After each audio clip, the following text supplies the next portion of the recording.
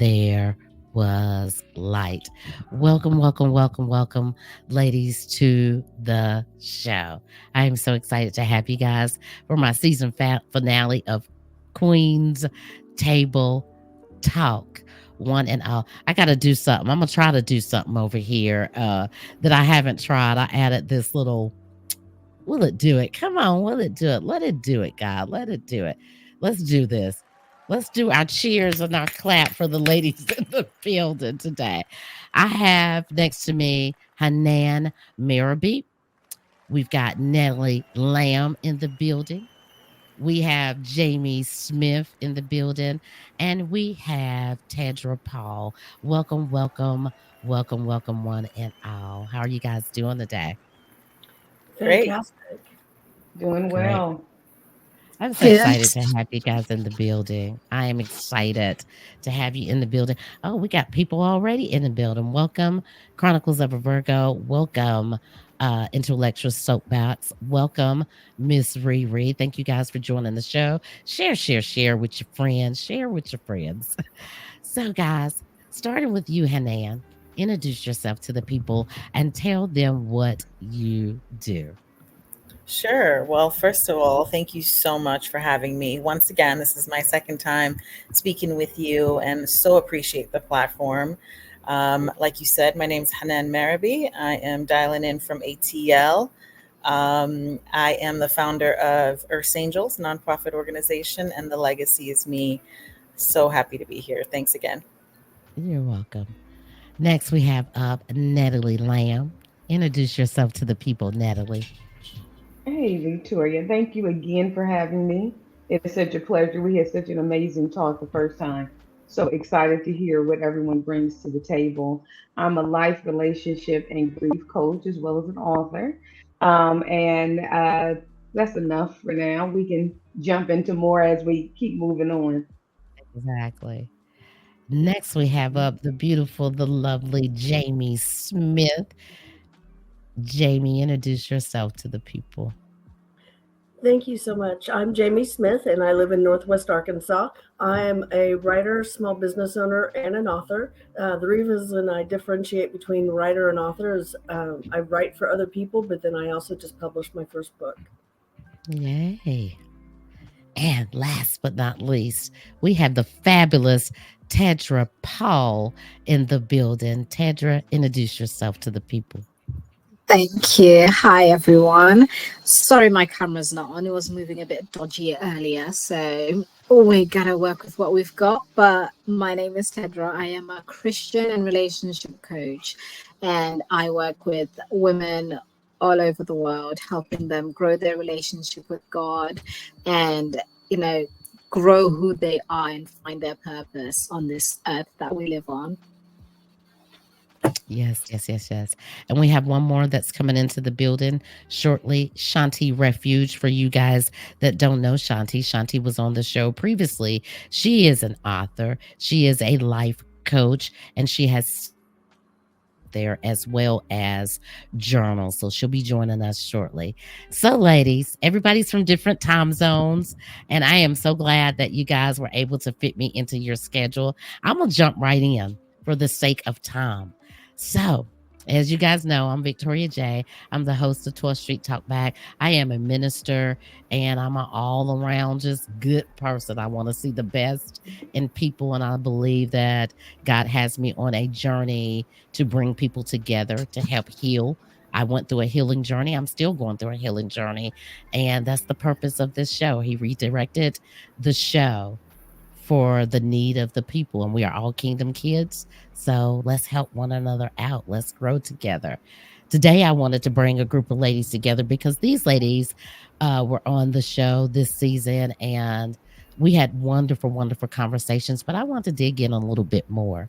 So my first question for you guys is, how does it feel being a woman at this time in your life?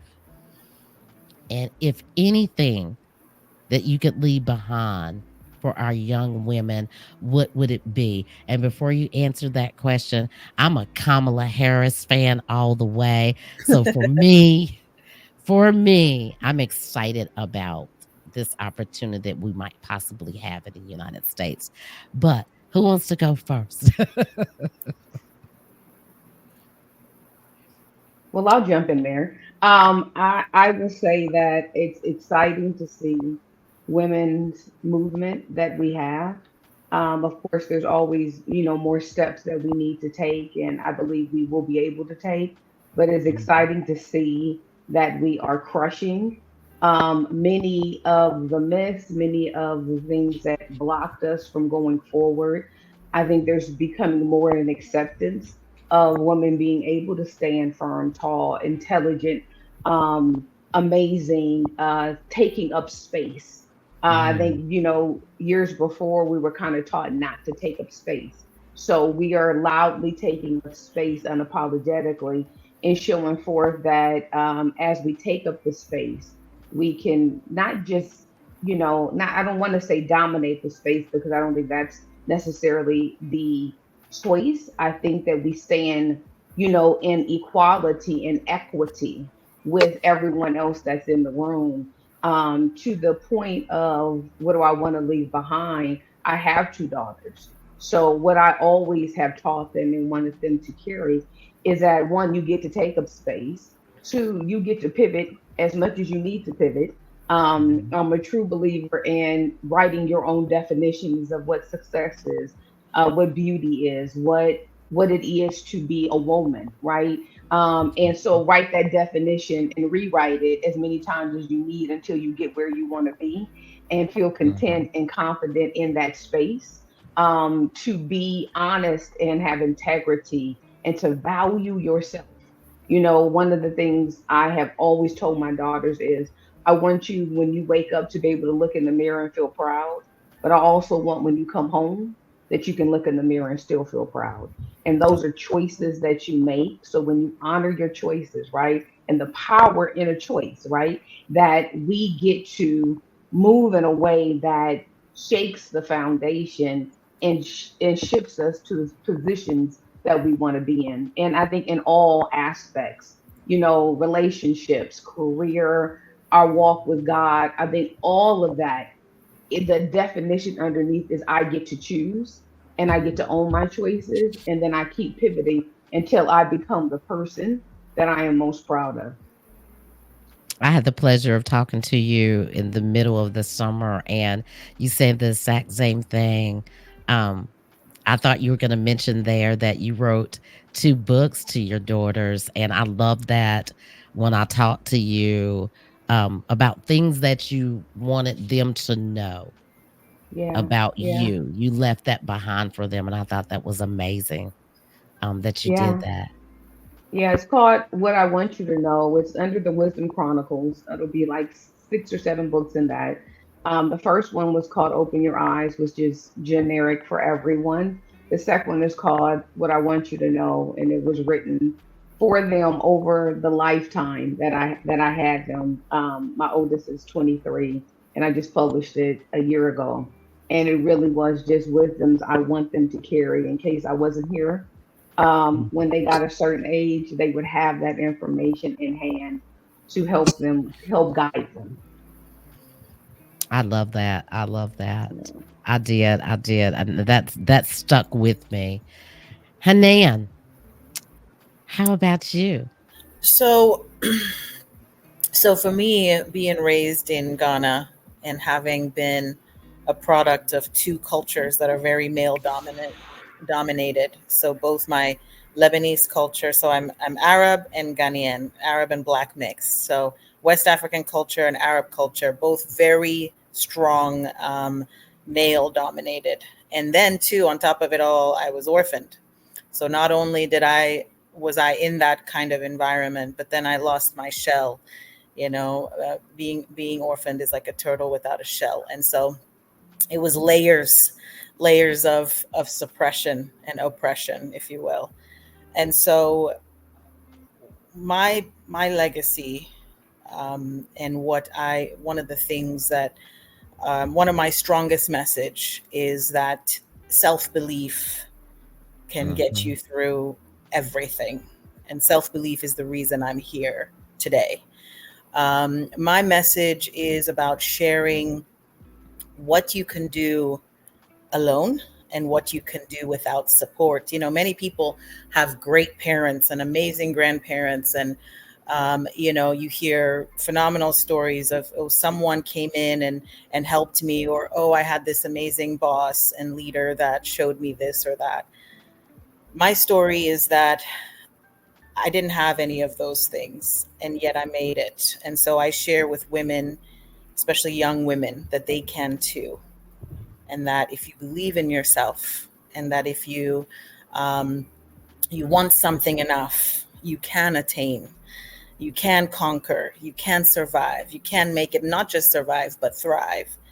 And so my whole, you know, my 42 years has been a testament to just that. And so my followers, the people I speak to, those that support me, that is, I think, the number one message I stand for, is that you can make it even when you don't have the support that we all need. And so, and not just make it, but be successful. So, and that's to women, that's to men, that's to everybody out there. But I think primarily young women look at me and think, wow, like if she made it, I can too. And so that is, I think I answered both your questions in that answer. Wow. That I've heard it before, but that was amazing. I mean, the resilience for one, because I know the story. Yes. For those of you guys that haven't heard Hanan's story, you definitely have to go over to our YouTube channel and watch her and Natalie's conversation. Fabulous, fabulous women.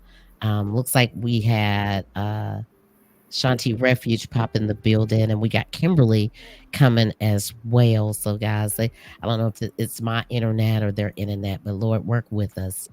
The next we have in the house, we have, well, before I introduce Jamie, welcome, Shawnti. How are you? I'm good. How are you? Thank you for having me. You're welcome. You're welcome. I already gave your kind of introductory. We've got one more coming in. Kimberly Christian will be in, and she's actually a therapist, and a Christian life coach. So she'll be joining us shortly. Jamie Smith, you're Yes, ma'am. next. So how is it for you being a woman in this day and time? And if So anything, what could you leave behind for your young people? the I hate this answer, but I would say it's complicated, because on many fronts, I feel like as women, we're really learning to, as the other ladies have shared, take up space and to own our stories. But I'd love to see more of that and have it be less of a thing, if that makes sense. Instead of it being a remarkable, unusual thing, have it be the norm. Have it be something where we're seen as equals, and I know we're seen as equals in the eyes of God, but in how we communicate and how we tell our stories, I'd love to see more of that and see that grow. And as far as what I feel like I want, what I can help pass on, I'm going to read to you my life mission statement. It's also my business mission statement. It says to inspire people towards better self-awareness and ownership of their inherent value, core beliefs, and purpose through my own personal vulnerability, storytelling, and leadership. So that's what I want to see, is by being vulnerable and being willing to share my story, that inspires others to be able to look at themselves and see what their value is and what their core beliefs are, and how those two shape who they are and what they bring to the world. Wow. Well, that's a mouthful. A whole lot. Don't ask me a question if you want a short answer. Yeah, you did. You did. I don't think it was complicated at all, because I know you, and we've had great conversations. So that sounds right about you. Your heart is so big, and you love God so much. So I kind of expected that response from you. So Tedrah, how do you feel about being a woman in this time? You know what?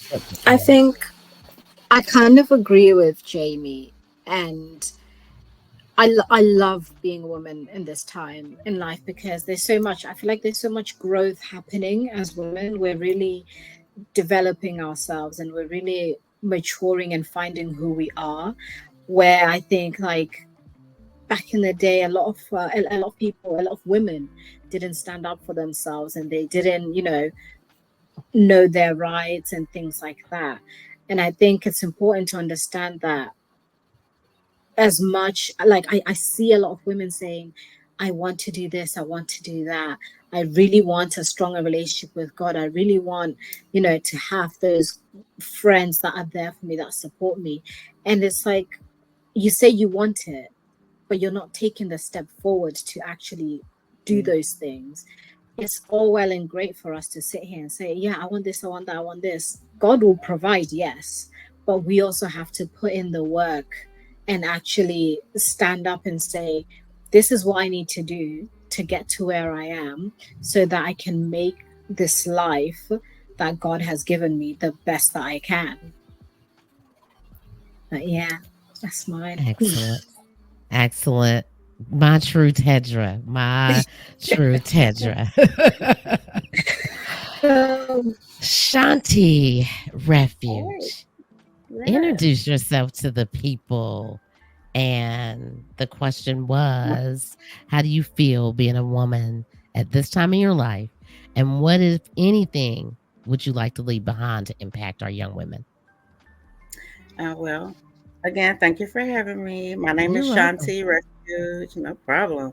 I am a certified mental health coach, mental health advocate, keynote speaker, and author, and I help women to release, heal, and thrive with the art of guided journaling. To answer your question, reflecting on being a woman at this time in my life, I feel a mix of strength, resilience, and a deep sense of responsibility. Um, Mm, I've I've navigated through significant challenges, and I continue to grow from them. And it's taught me the importance of self love, authenticity, and mental wellness. I'm everything mental wellness.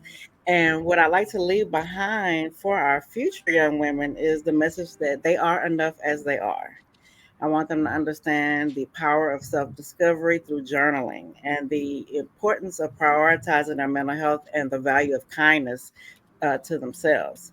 And I hope to inspire them by helping them to embrace their vulnerabilities and strengths, and to know that they don't have to conform to anyone's expectations to in order to feel worthy. And if they can learn to truly love and accept themselves, then they can change the world and maybe even the world around them. amazing. Amazing responses, ladies, all of you guys. I mean, just with the personal conversations I've had with all of you, I kind of expected along the lines of this. For me, I think getting the message out there is the most important part of my life right now. Getting God's word out there. If I could leave them behind anything, is for them to have a relationship with their heavenly Father. That's my mission statement right now. For me, being a woman right now, uh, God has brought me so far. I can't believe that I'm sitting here right now. In fact, I was just thinking that as I was looking at all of you guys show up individually, that, God really, we really don't know the thoughts that He has for us, because this would have never been a turn that I took in my life. And look, I'm here with six amazing women, and I thought I was going to be in the corporate world all my life in retail and makeup and clothes and hair, but you never know the twists and turns that He takes you. And for me, I think that uh I don't want to cry, but I'm a big old crybaby.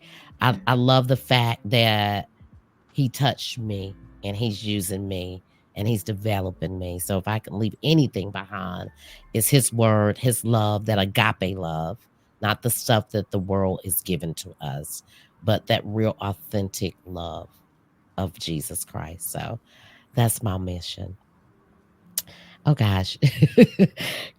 Kimberly just texted. She's coming in just a minute, guys. So we'll have one more pop in. Let's move on to the next one. I kind of threw something in there after that question. I wanted you guys to tell me because I don't know if it's going on here. Pretty much it's going on everywhere. What barriers do you guys think that we can break down in our educational system as women? We've got a lot going on in our educational system. We all know about all the horrific shootings that happen in so many different states and around the world. But right now, coming out of the pandemic, I have a lot of educators in my family and friends, and they're having it rough trying to get our children, our young people to adjust back to getting back to what the normal school system looked like. What kind of barriers do you think that we can contribute from the outside to help our educators get them where they need to be? So I think one of the teachers put it best that I know.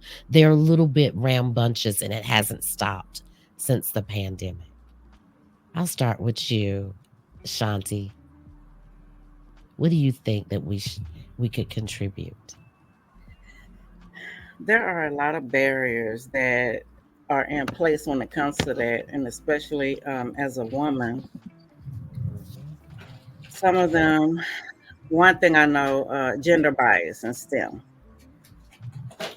That's one of the most significant barriers, and it discourages girls from pursuing careers in science, technology, engineering, and math. So I think we need more girl-friendly STEM education. And I think we could, as a representation of women, create membership programs, push for curriculum changes, and so girls could see themselves as worthy in the success of STEM because we're smart. Let's face it, we're smarter than men anyway. So girls feel that way. We know we are, but they need that push and they need to see people who look like them, so they can be like, okay, well, she can do it, I can do it. Yes, you can. Access to resources, that's another thing. There's a lot of economic disparities. And for Uh-huh. girls, especially in underprivileged communities that don't have the same access to educational resources like technology, tutoring, a lot of those things like tutoring and technology, those are, for pay. And a lot of the girls that are in underprivileged communities, they can't afford that. So we need to make it more accessible. Uh-huh. We need to address sexual harassment and violence. Uh-huh. School is supposed to be a safe place for our kids to learn. I know when I was going to school, it was a safe space. And I can't say that it is, these days because, the things, like you said, the stuff that's going on. And now we have, teachers being inappropriate with students. We have to, and it's not just, males, females do it too. And we have to combat that. I mean, that's disgusting. Anyway, Uh-huh. so as women, we could push for stronger policies, stronger support systems, and then respect on Uh-huh. consent to ensure the schools are safe. Who wants to send our child to school and it's not safe? Uh-huh. And that's why a lot of people are starting to homeschool now Uh-huh. and Yeah. encourage I had a me to do it. girlfriend that homeschooled for 20 years Hmm. and you just see so much. I always say that I'm thankful that I don't have any small young ones in school right now. I'm I thankful too know. because Yeah. I know, Tedra, you got little ones. How do you feel about the barriers and the things that we're facing in the school system right now?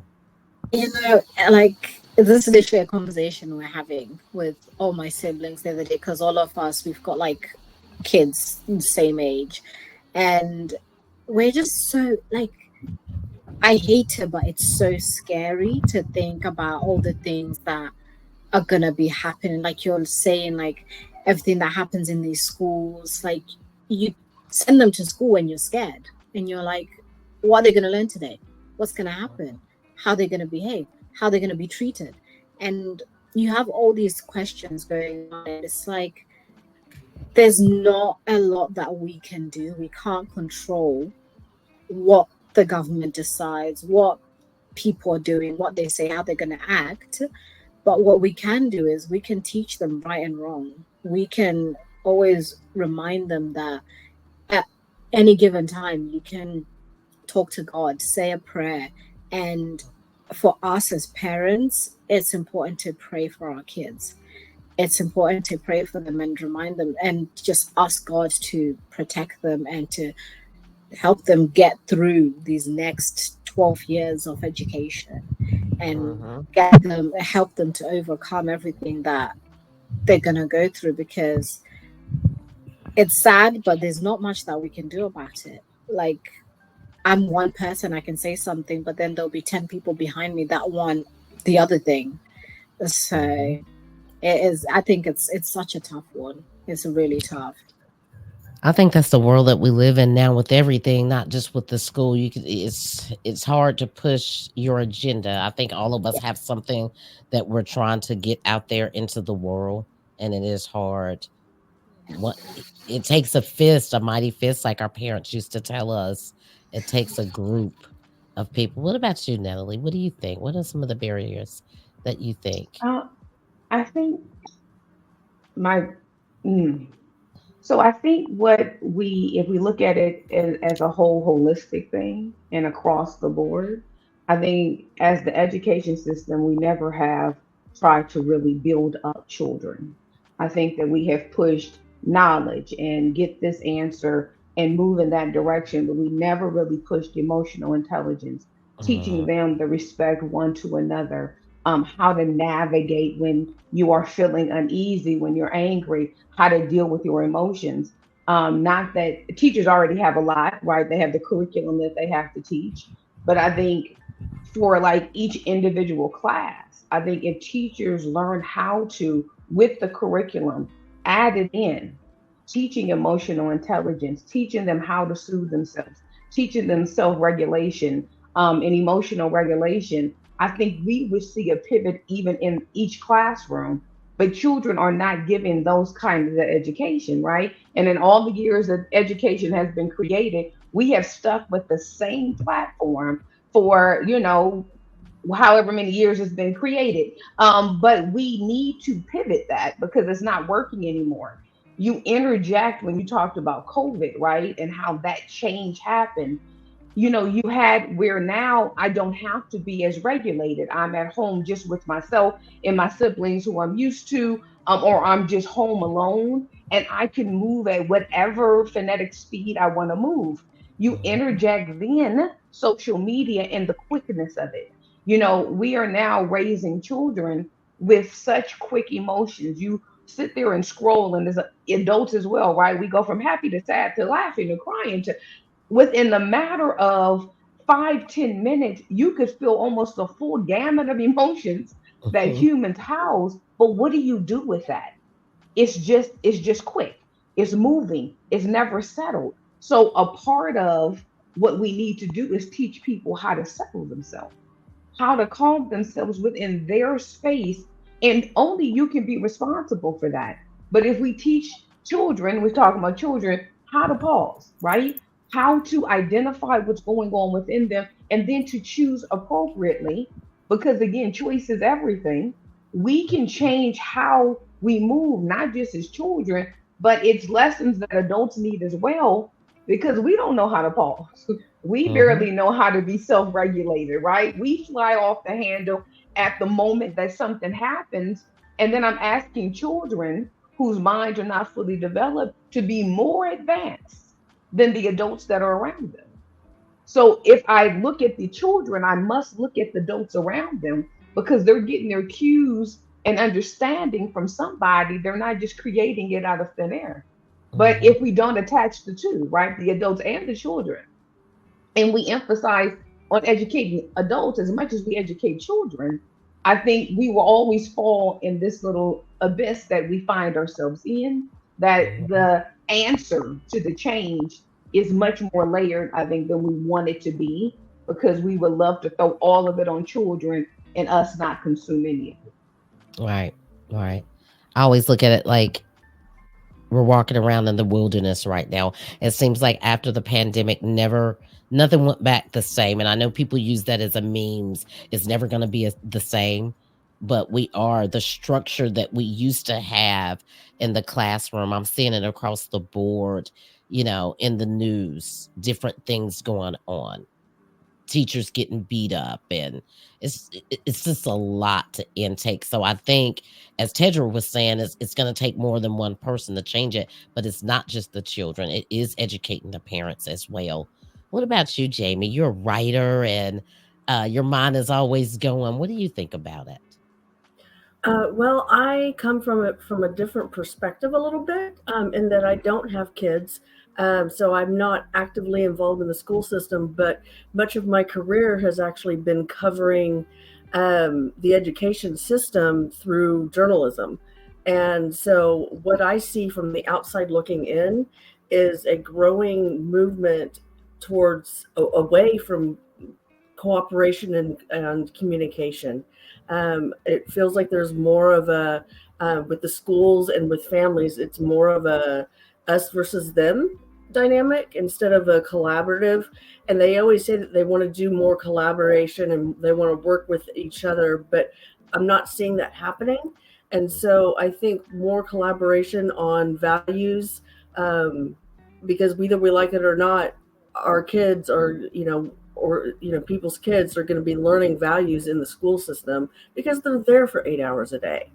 And so, if we start collaborating more on values, like respect, like don't talk back to the teacher, like someone said, don't hit the teacher. That to me would have never occurred to me as a child to hit my teacher. I think that that's something that, and I think that's also the woman in me coming out, is that I want us to communicate better and collaborate better instead of fighting against each other and having it always be this us versus them scenario. Yeah. I think I picked that up in a documentary that I was watching last weekend. It was a history documentary on Moses, and they were breaking it down, and they had all these scholars, from all around the world, and they all came to the same conclusion that God was trying to teach them when he brought them out of Egypt how to work together, how to have the same faith. And I think that's the bulk of it. I think, Natalie, you said it. Tedrah, you said it in your own way. Jamie, you just said it in your own way. Shawnti, you said it in your own way. We've got to get focused on how can we get back together to togetherness, because one person can't do everything. And I think that's what the directions we're going. My mother used to have all these little sayings where, you're going left and I'm going right. And I think that's what it is. Some are going left, some is going right. There's no room to talk. I learned something through my last 3 years of this journey is I was answering and listening to combat instead of listen just to listen. I didn't have to agree with everything my children or someone else was saying, but I was listening to combat because I was taught that old school way, old school mother. And I think that we're past that. And I think now it's time for us to focus on, okay, I've heard you. It's like tug of war. You pulled this way, we pulled this way. Now, how can we all meet in the middle and get something done to help our educators? I pose that question for the educators because they are the ones that went to school, rolled up their sleeve, and some of them don't even have children and having to deal with our children in this day and age. And I don't know about you guys in North Carolina, substitutes and bus drivers. We have had so many teachers quit that we've got more substitutes than we have teachers in the classroom right now.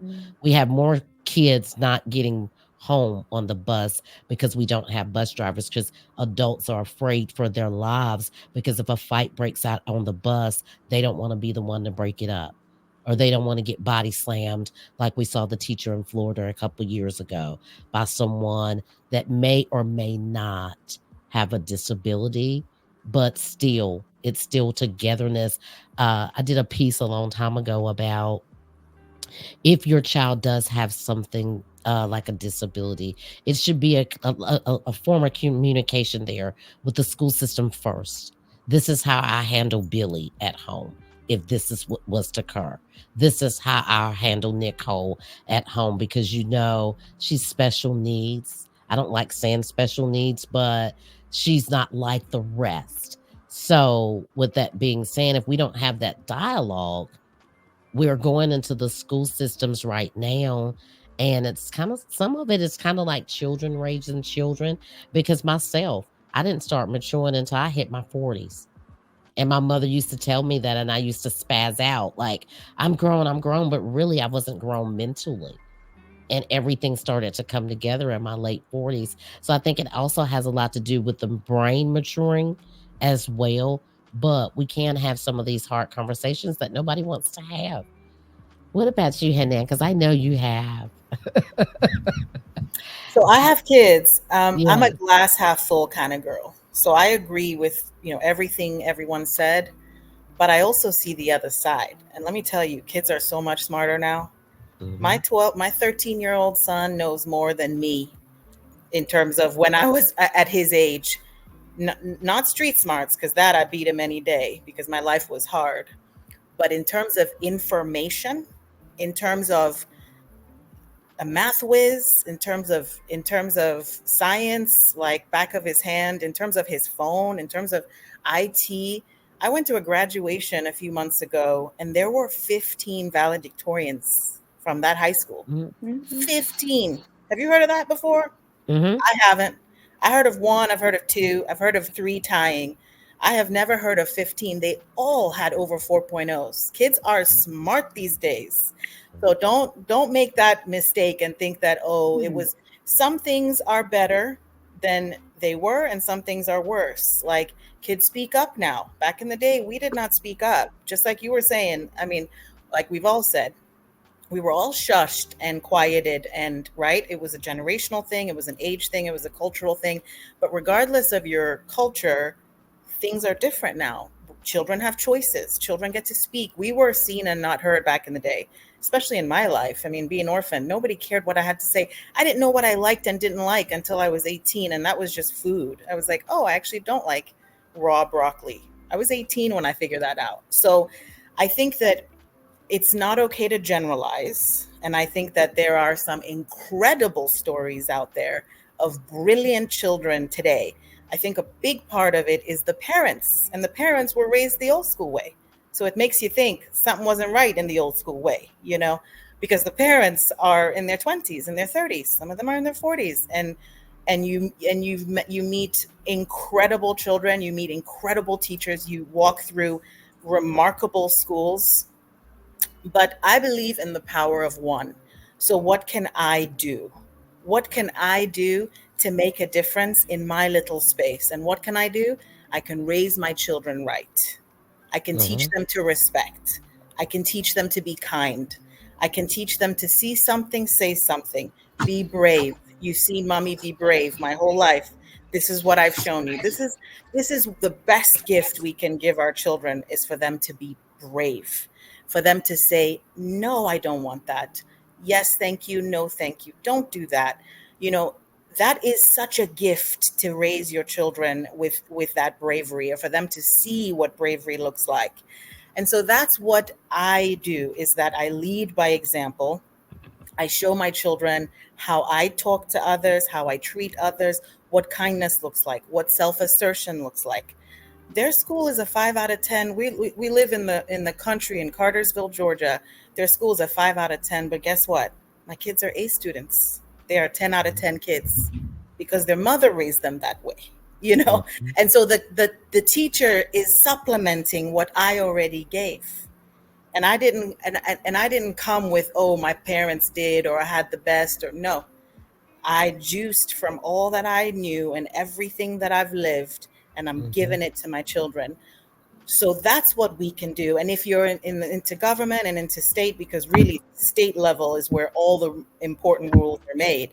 So yes, you should try and rally for those things that matter in the state government. But if you don't have that kind of power, but you have children, then you need to teach them to be kind, to be respectful, because a lot of our problems are that the children, those that have been mentioned at least today.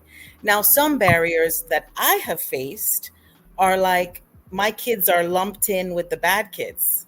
So, like my kids who would never hurt a fly, who are really good boys, who do what they're told, who get Mhm. 4.0s, who get their A's, their homeworks, and everything done, they're they're they're they're told to just keep quiet, follow the rules. It's militant. The school is run militantly, but I get it. It's because they don't want all the bad things that you all mentioned to happen. So my barrier is rather the opposite. I wish the teachers and the school would relax a little bit on my kids, because it's so like regimented. You sit down, you work all day, 8 hours, and like somebody said, it is regimented. It's, you know the answer or you don't. My 13-year-old son is doing math that I did in college. Make no mistake, these children are brilliant. Mhm. So it's not that they're not getting the smarts and they're not getting, the education and the background. They are brilliant children. The Mhm. alpha generation they're going to change this world. I have no doubt about it. But there are barriers because, yes, they can pick up a phone and look at everything. But where's the mother? Where's the father? Where's the grandma? Why didn't you set limitations on the phone so the kid couldn't watch those things? You Mhm. know? So yes, and you have to take control. If you're a mother, if you're a father, if you're a parent, if grandparent, whatever, the power of one is a beautiful thing. Brilliant answers from all of you guys. I see it from all scales. I think the way that I was looking at it a little bit, before we move on to the next question was, like you said, the bad apples. And there's not really a bad apple, because even if we're not a parent, we can show each other something different. And it may be you, for instance, or your children, for instance, that can show them another way. I do think that we have a lot of broken homes, and a lot of conversations need to be had, maybe even with the parents. Most of you guys up here are life coaches or therapists, so you see that brokenness all day of not being able to communicate, and I think that's a big thing. I know we have some brilliant kids out here. I've got a niece that almost, what, 6 years ago graduated. When you said, have I ever seen someone 15 valedictorians graduate, she was one of them, and she got a full ride to Texas A&M, and There now you she's a go. veterinarian. And Yes. when I saw that, I had never seen anything like that in my life. It's really 15. remarkable. It's really remarkable how smart these kids are. So I think they are our future. I think that the barrier, maybe we could be a little bit more hands-on, whether we have kids or not, and helping protect some of our educators. They are leaders. If they don't lead the classroom, how are our children going to have futures? Yeah, they can figure out some things on their own, but they're educators there for reasons. They're educators in the school system, in college. They're there for a reason. We've got mental therapists up here. You guys are here for a reason. I would never try to throw my hat in that realm, because I don't give the best advice. But at the same token, you're here for a reason. I think that all of us have a unique position to play when we start talking about things like this. But I just thought maybe I would throw that in there to see what you guys' perspective was. But let's move on to, with the massive layoffs that we had at, during the pandemic, which was still going through, uh, the dwindling benefits, high cost of housing, um, the economic situations in households, and just a whole genre of stuff. How likely would you have someone or give someone the advice to start a business? Because all of you guys have businesses, whether it's a business, whether it's an organization, whether it's nonprofit or not. In this day and time, would you give somebody advice to start something like mental health coaching? I know you, Shawnee, you do. I see you all the time with your books, and Shawnti with your books, and you got your speaking events, and I know you, Hanan, you've got your nonprofit. Tedrah, I see you all the time on social media as well, and Natalie, you have your life coaching and therapy.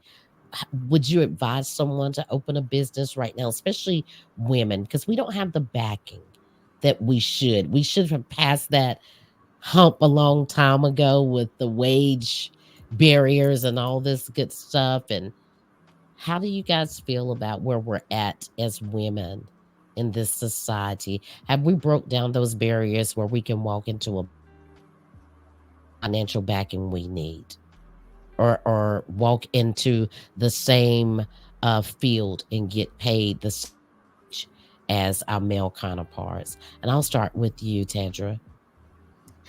Um, I think if you're going to start a business right now with everything going on, I think you really have to be committed.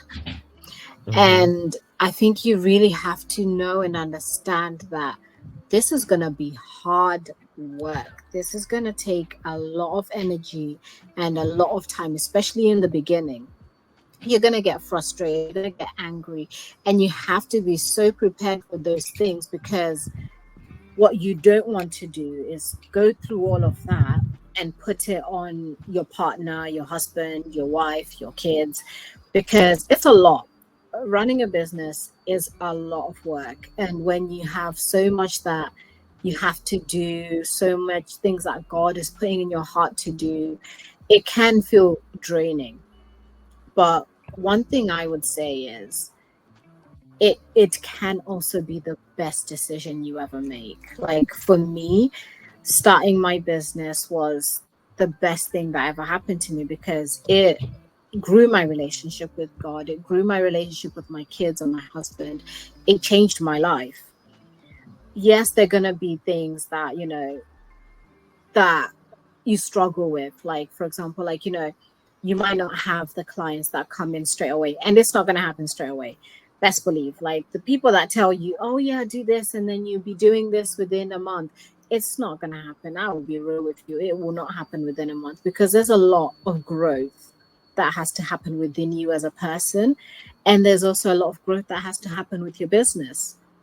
And as you're developing all of those things, it's not an overnight thing. I read something once that said it takes 10 years for your business to like be massive or big.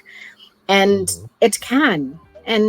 But you can also still happen in 2 years or 5 years. But it takes a lot of commitment, and it takes a lot of understanding if someone says no, because not everybody's going to say yes. Yeah. You have to prepare yourself for that no, and you have to prepare yourself for seeing other people that are in the same field as you doing better, because they might have started a long time ago before you.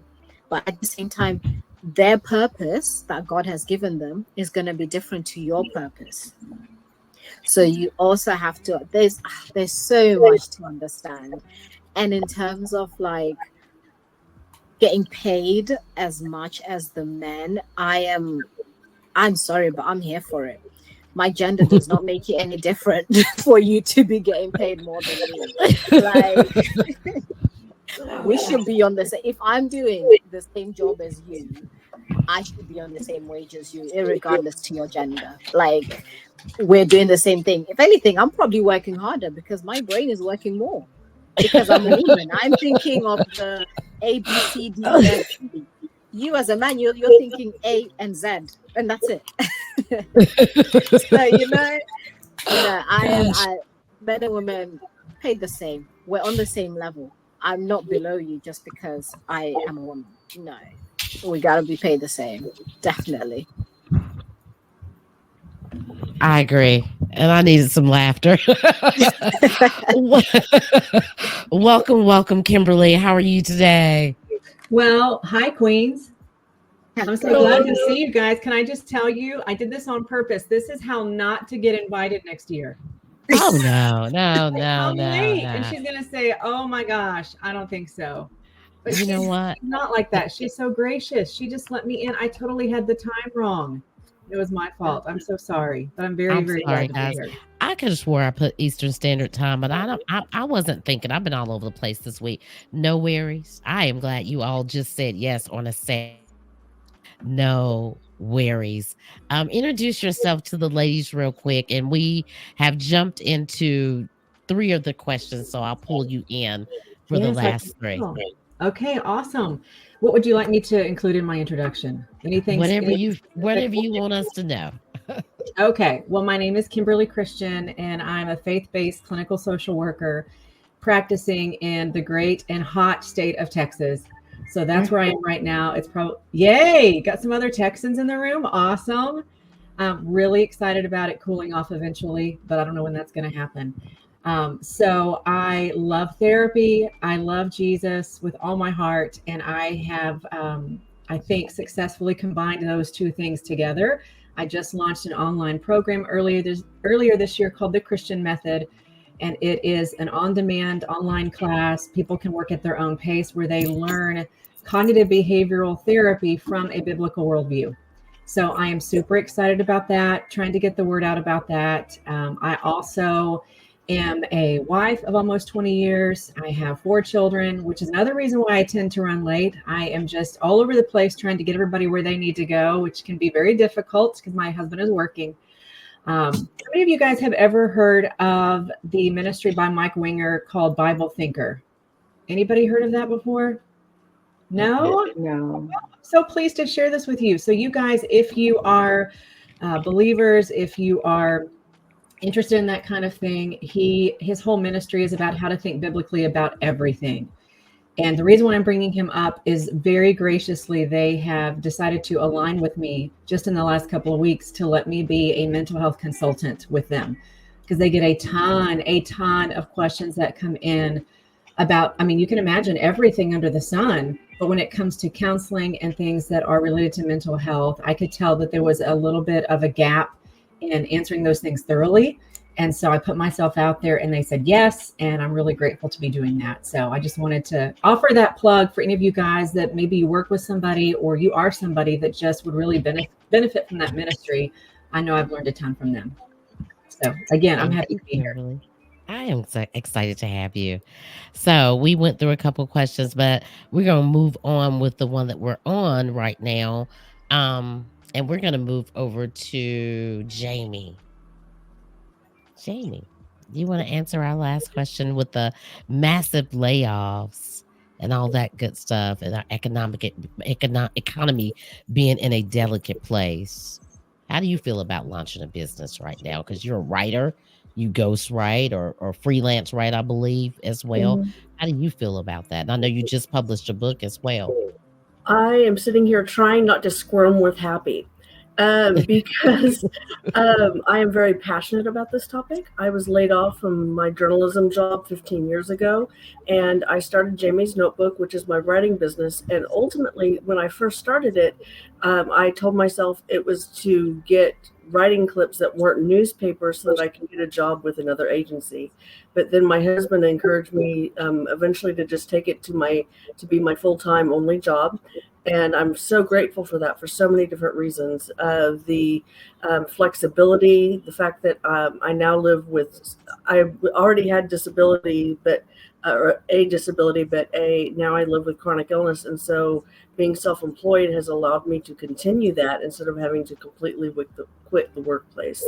And so I think that as someone who has faced in the last major economic crisis, I faced needing to start my own business. I think that it's a wise thing for women to do. And I think that it provides us not only with more income, but it also provides us with a way out of the situation if we are forced out. Shawnti, I see you on the move a lot. And just what Jamie just said, someone said that to me yesterday. I think we as people, not just as women, we need to have multiple streams of income. I see you doing that. You're out there all the time. I don't know when you sleep. What do you think about the question? There are challenges when it comes to having your own business and starting a business. I would never tell someone not to start a business unless they are not serious. You have to be serious. You have to be committed. No, I do not sleep. As a matter of fact, when we get off of here, I'll be napping. But I still maintain my 9 to 5 along with what I do as a mental health coach. Mhm. So, um, and that's what's funding my business along with my clients. So I would never say, no, don't start a job that you just, it's not about the money per se. The money is going to come. If you're passionate about what you do and you're helping people, you're really helping people and not just trying to take the money's going to come. So I ain't even worried about the money. But because my 9 to 5 finances, my lifestyle and all that stuff, you have to be resilient, you have to be creative, and you have to be willing to constantly learn. It's not just taking what you know right now and thinking it's going to carry you over. No, and then you have to know when to pivot. Mhm. You can't keep doing the same thing all the time and expecting, streams to come. Like you said, multiple streams of income.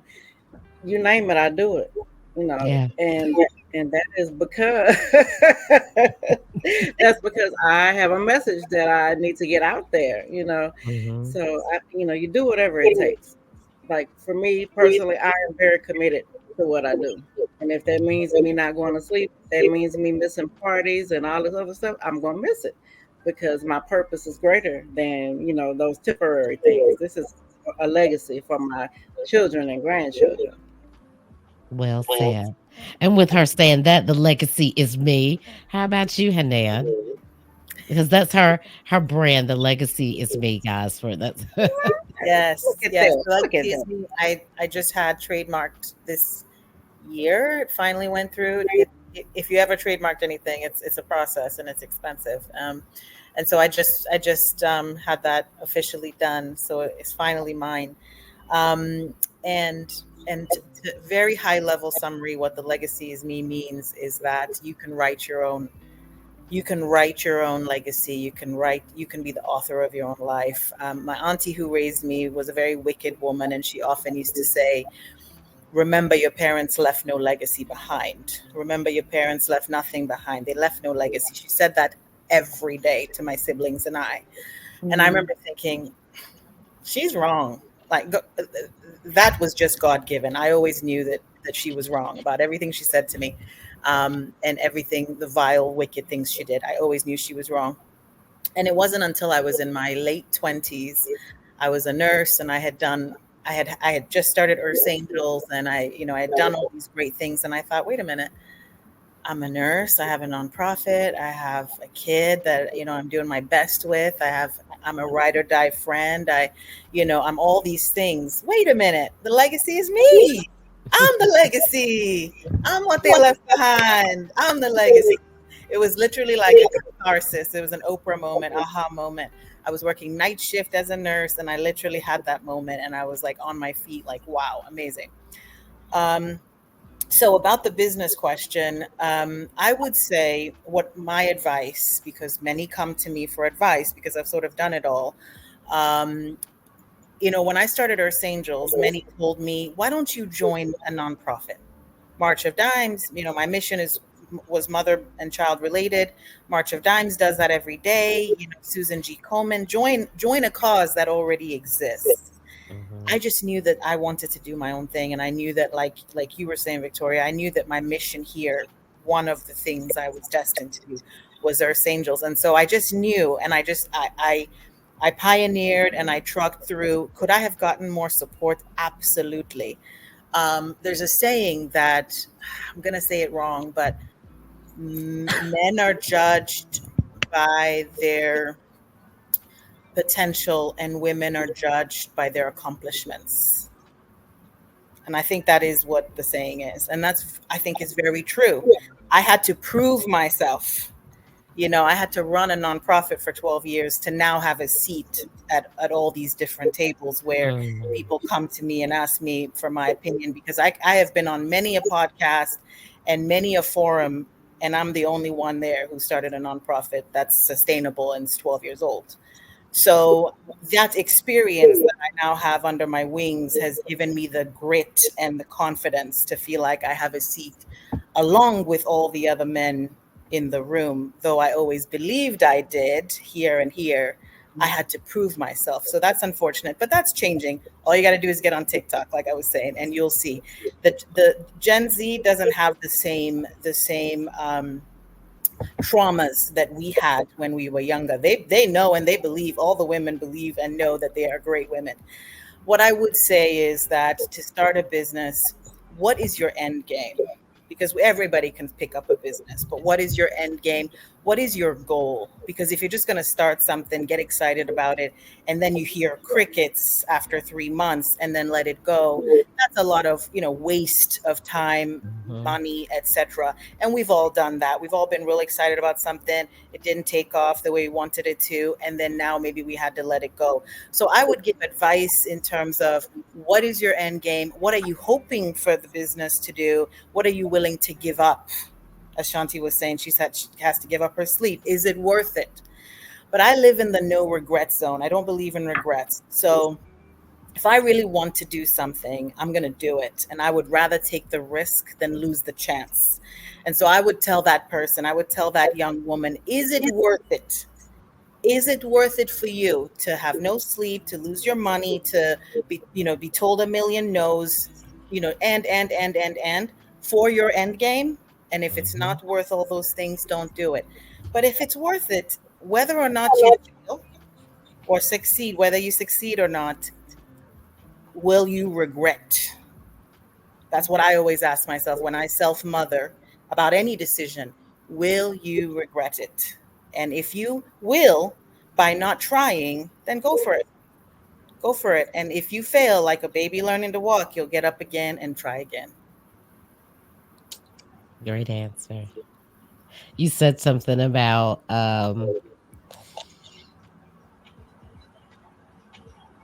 invest that type of time, and you had to be the only one to get your own seat at the table full of nonprofit organizations. Someone said that to me, and it was so funny as you said that.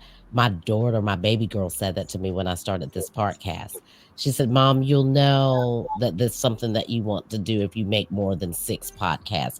Most people that start podcasts don't last past 6 episodes because they don't have the fortitude when they don't have any listeners."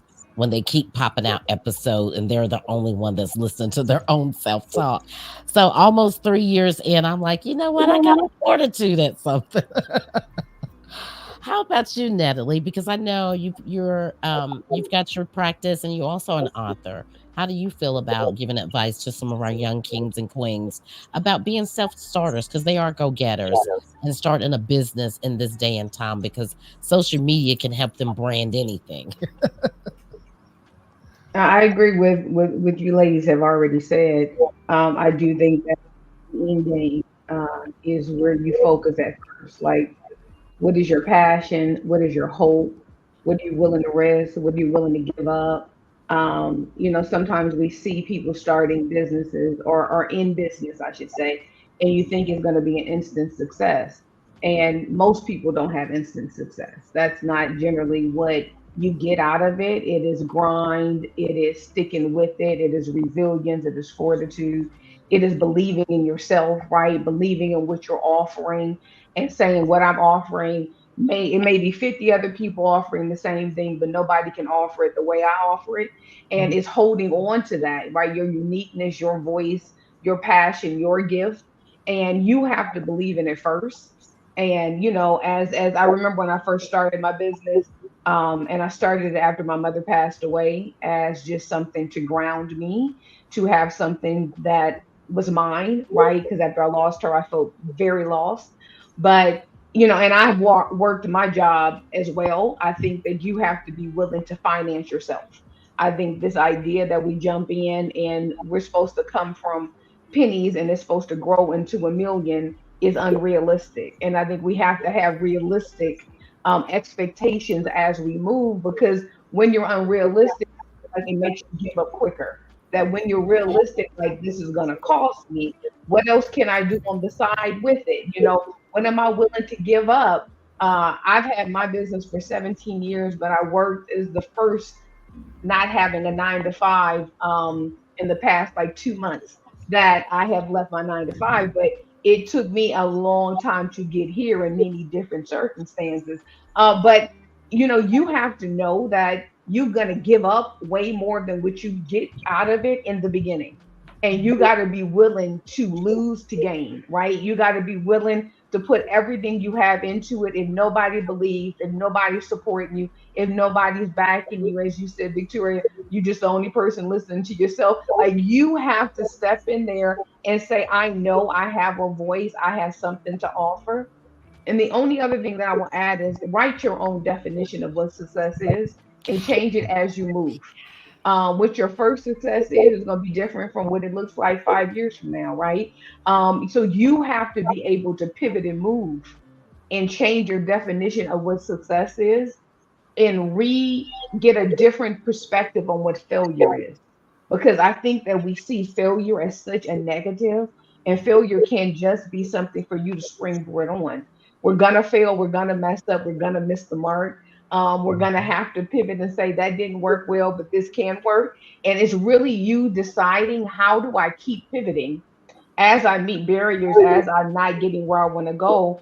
Is it me, right? Since I'm the constant in this relationship with myself and my business. And then if it's not, then how do I change it? And how do I keep getting what I want? And you got to know that you not giving up is your success. So many times that you kept, fighting through, that you kept going and put yourself at the table, even when nobody wanted you to be there, but you go to the table because you know you have something to offer and give back. So yeah, start the business, but start it realistically, and keep your feet on the ground as you're moving through it, so that you don't give up too fast. Amen.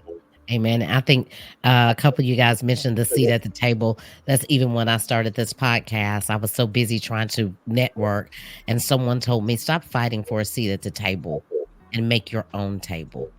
And I thought about that. I do sit at a king's table, the king. So I can make my own table. And that's what I started fighting. I started fighting and clawing my way for my business and God's business, not trying to sit at someone else's table. I know we were talking previously, but when we got this together, any of you ladies, first of all, I'm so grateful for your time.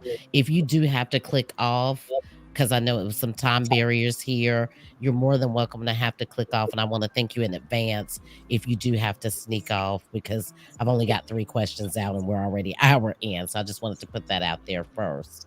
Tedrah, how do you feel about the business, or did I already get to you? My mind is swirling. You did. I'm the one who started. All right. So we'll end it with Kimberly. Kimberly, the brilliant Kimberly that came into the room. How do you feel in this day and age? First, I'll let you answer all 3 of them in one, about being a woman in this day and time. 2, if any barriers or anything that you can leave behind for young women being a woman. 2, any barriers that you think in the educational system that we can break down. And the third one is, would you advise any of our young people to start a business in this day and time right now? Well, I'm going to ask you for some accountability to keep me on track there, since it's all 3 in 1. Nobody else had to do that, but that's the price I pay. I'll start with the last one, because that's where you guys were answering, and there's not really very much to add to that. I mean, honestly, you just hit the nail on the head. In fact, what I was thinking as you ladies were speaking is how much I benefit from your answers. That is so encouraging and so validating to hear you ladies say what goes through my mind a lot during the high moments, during the low moments, during the, oh my goodness, am I the only one listening to what I just posted moments, right? And I just think that we never run out of an opportunity to hear that, right? Don't you guys just have moments where you just wish someone would whisper that in your ear again? Because I think about many, many people that have gone before us doing different things, different time periods, different generations, where they were told no like hundreds of times. And it was like that 101 time where something worked. And someone said, wow, you got something there, sister. And they're like, oh my gosh, I've been doing this for all this time. But there's something that this is the only thing I can say to that. Because like I said, you guys just said it so beautifully. I felt like that was just like spoon fed to me. I heard somebody say this recently, that there's a lot of people, you know, I know we're all probably in very different fields, but very similar situations, and that we have something unique to offer. One of you ladies said that you have something to offer that no one can quite offer just like you. I love that. I think that is so awesome. And that we do a lot of, you know, convincing to other people that this, you know, this is something that we can offer that no one else can offer quite like we do. And the discouragement is that very thing, like in that answer is, but other people are doing this, right? But think about what you guys talked about already, where you try something for a couple of months, and the minute you're met with some sort of discouragement, you start kind of like backing off, or at least the temptation is to back off and to think, oh, well, that didn't work. You know, I guess this is a flop. But it's really in the stamina that makes us stand out as are you willing to pay the price? And that's a phrase I keep hearing through my head a lot is, are you willing to pay the price? And I know that I am, right? And all of you ladies are. You're willing to pay the price, whether it's sleep, whether it's time with your family or your friends, or it's money, or it's a number of different things. But that's what really separates us from people that would try something and then just immediately say, I can't do this, because their self-talk is such of, I don't have what it takes. And it sounds like everybody in this room, just from the little bit of time that I've spent with you, you probably don't deal with that kind of self-talk. Maybe you were blessed with, like what I say all the time, I've been blessed with not having this bully in my brain. I don't have this voice I'm always trying to talk down. God just absolutely gave me some amazing favor in my self-talk where I don't have to deal with that. And I'm glad, because I serve people that do. That's my entire job, is helping them to get their thoughts aligned.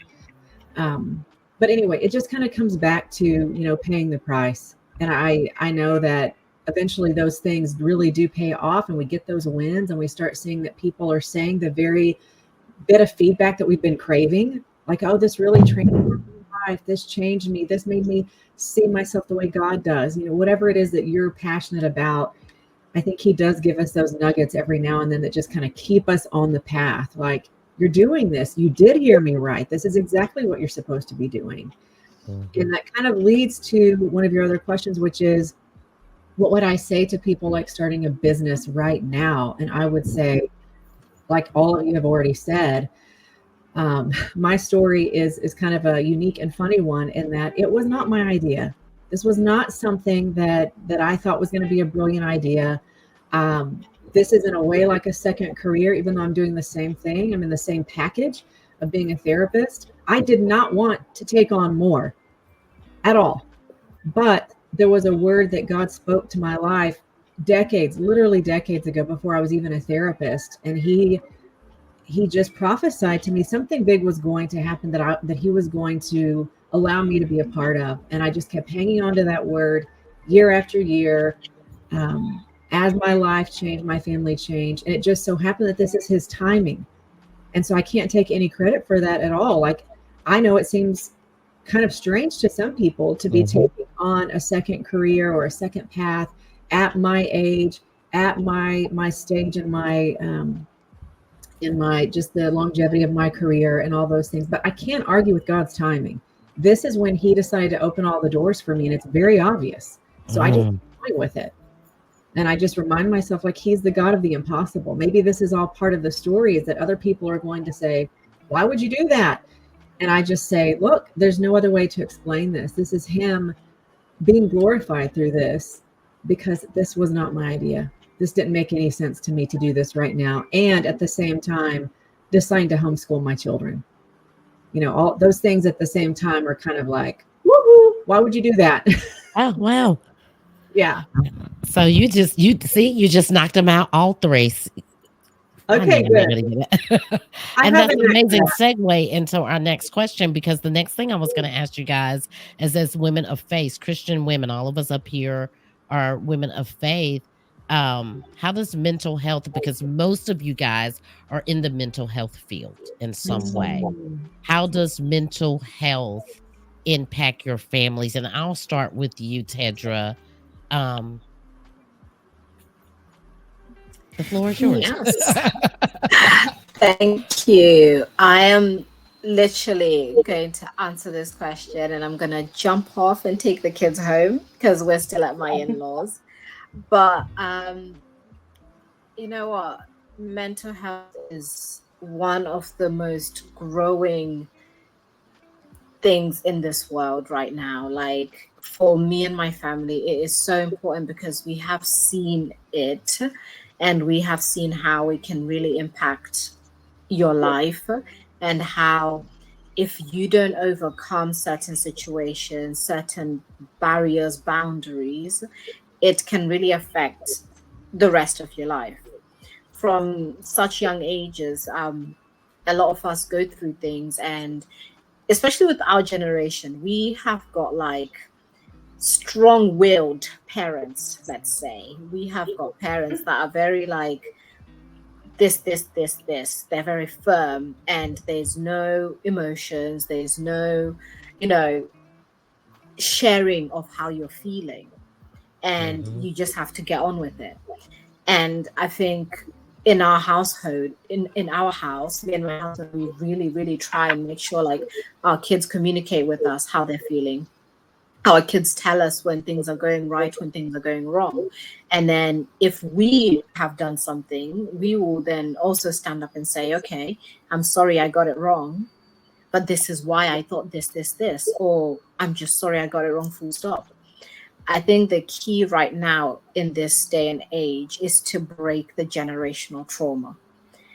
A lot of people suffer, and a lot of people think it's okay because it happened to them. It's okay if they do it to the next person. It's okay if their child does it and then they do it to their grandkids and then this and then that. But it's not okay.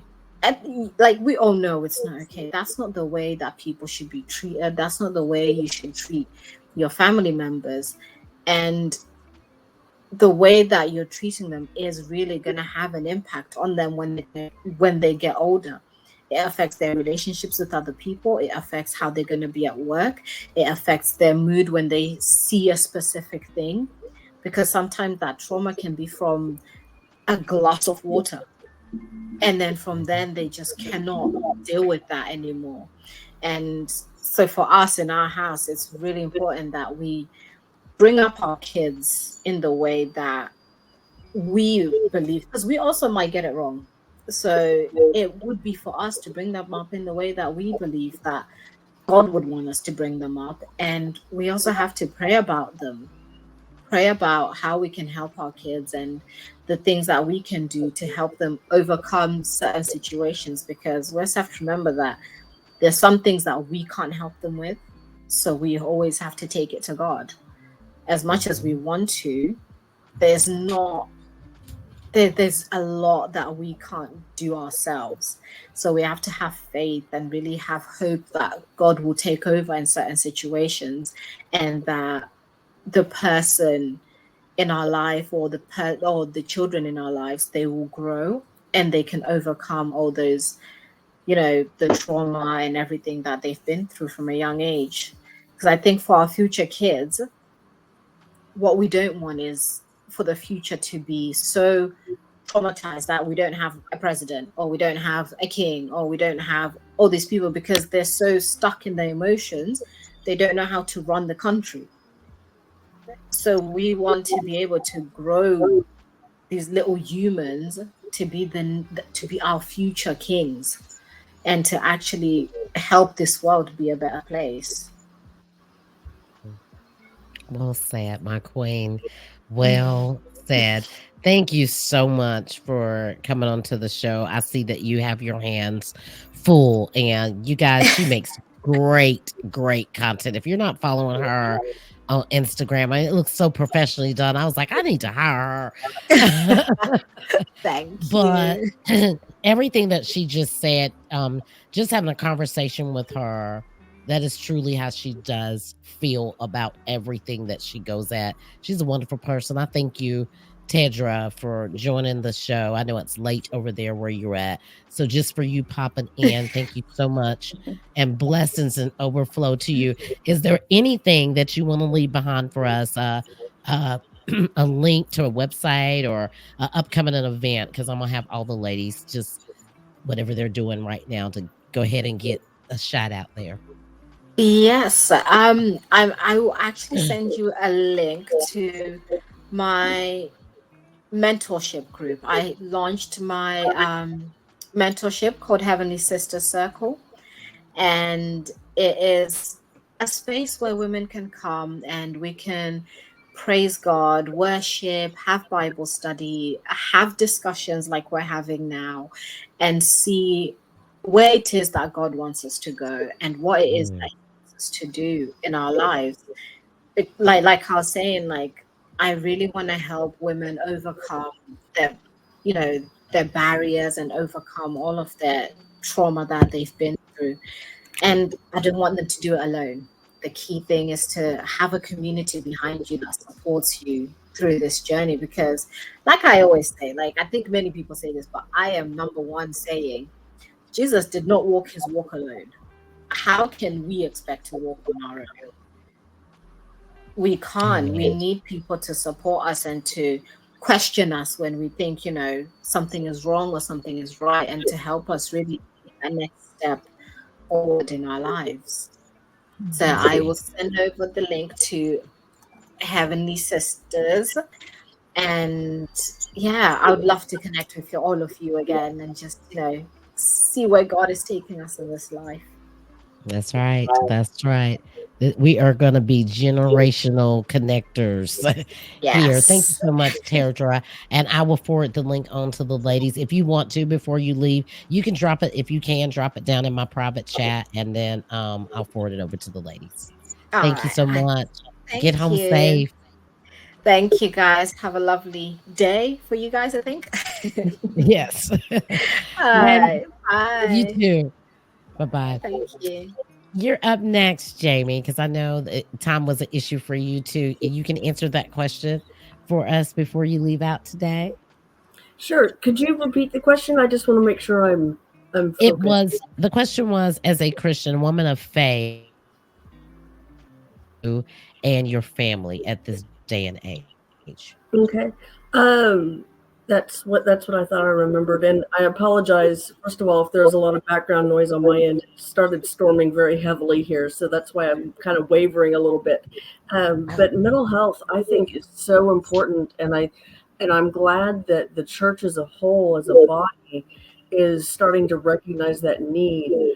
I think that in the faith community, it's very complicated because a lot of us grew up with being told that if you have a mental health issue, that it's because of your sin, and not because you have trauma, not because you have things that you need to overcome, which could also include being told that your mental health is a sin.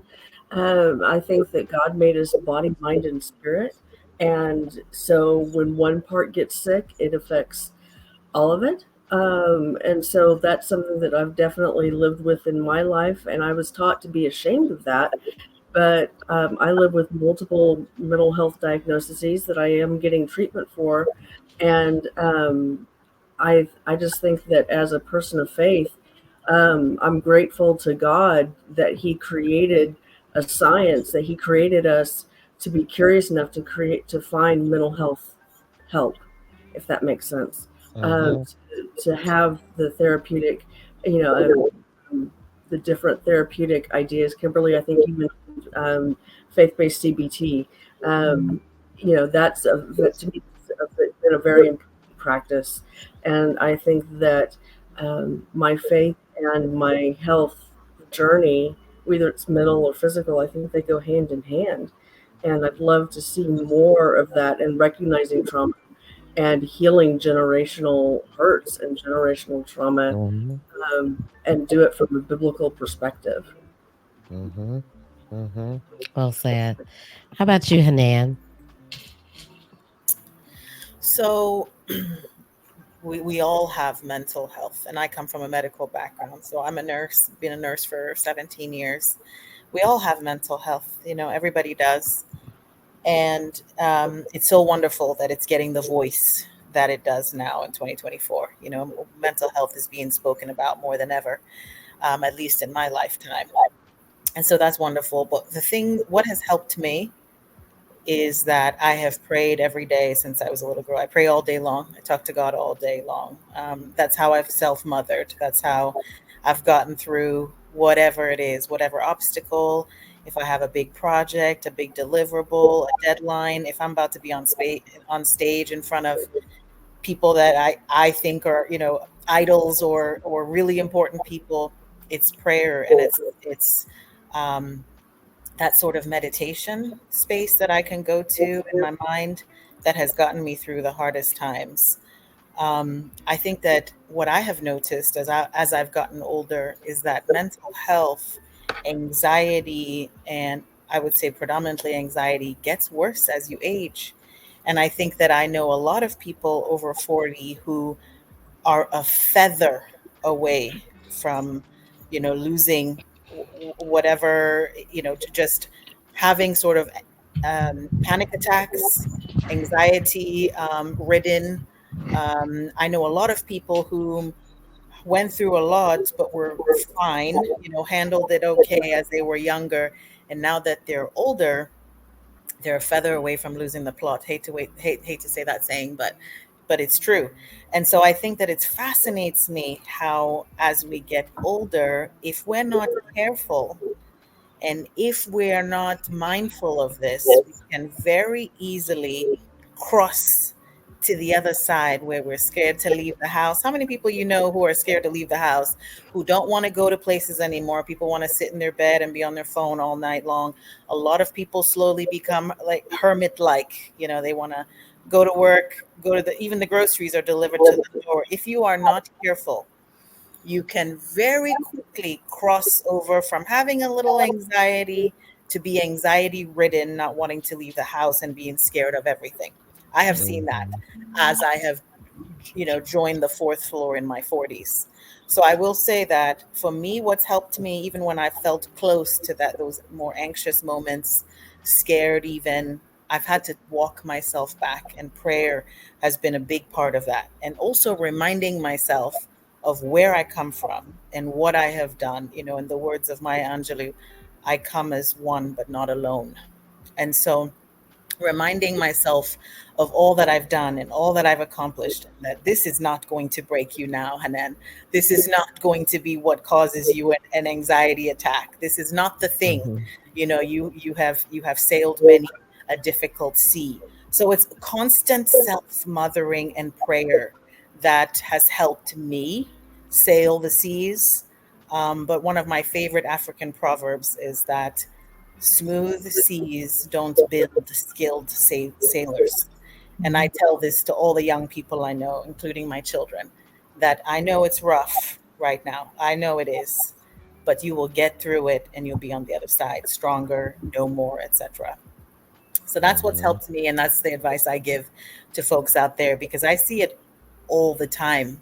Mental health has become a crisis. It's an epidemic. Like I said, I'm in the medical field.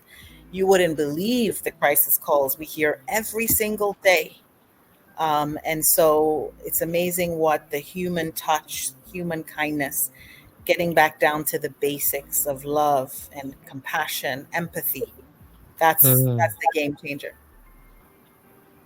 Natalie Lamb, for one, because I just love to hear your perspective on this when we talked in detail about this. Well, I mean, I think mental health is everything. I agree with you, Hanan, that everyone has mental health. I think that we have to find our mental wellness within our health. And I think we don't often, and if we talk about from the beginning, right, up until adulthood, I think so much has been missed in being able to give our children good mental health, of teaching them how the mind works, how to build safety, how to self regulate, how to do these different things that are required for us to get to a good health when we become adults.